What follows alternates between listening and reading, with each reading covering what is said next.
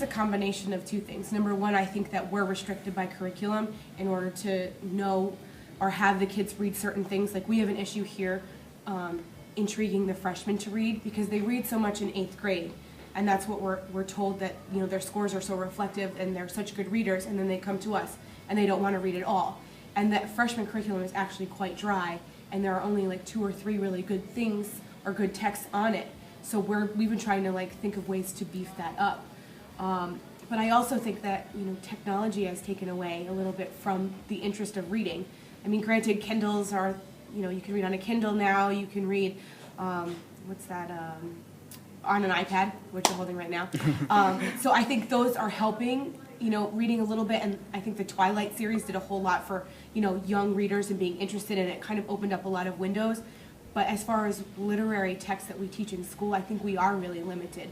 And I think that a lot of the classics tend to bore students. Like we're talking about the Scarlet Letter, and it's not an extremely exciting book. I mean, I can make connections to it, from here to the moon, but that doesn't mean you're going to like it anymore just because you can make a connection to it. And I think that we need to think about more contemporary texts that will address the same ideas, but be more exciting and interesting for the kids to read.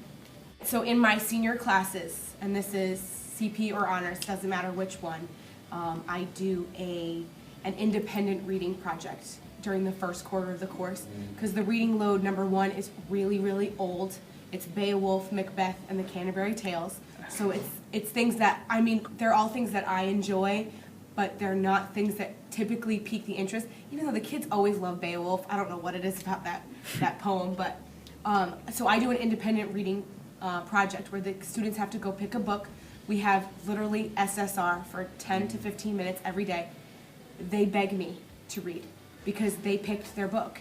It's modern. Right now, here's mine, because I read with them. I'm reading Peeps, okay, which is by Scott Westerfield. It's about some weird, parasite that makes people not the same anymore, and it's really good.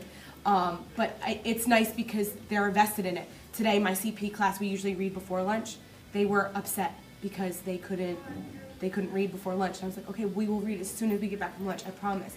And they're totally vested in it because they get to pick their book. And it's so nice to see a passion, because these are kids that probably haven't picked up a book in a couple of years, and they want to read every day, and they ask me to, and I love it.